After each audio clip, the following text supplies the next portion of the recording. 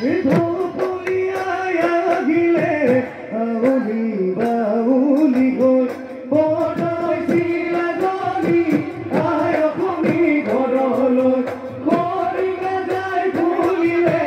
লগতে ৰাঙলী হৈ ধুলুতে পামাপতে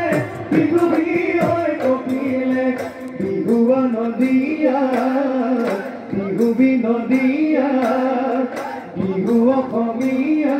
জানৰ চিৰনো যুগমীয়া এনুৱা বিহু এৰিব লাগিলে নাচনি নাথাকে অসমৰ নাথাকে জাতিটোৰ মান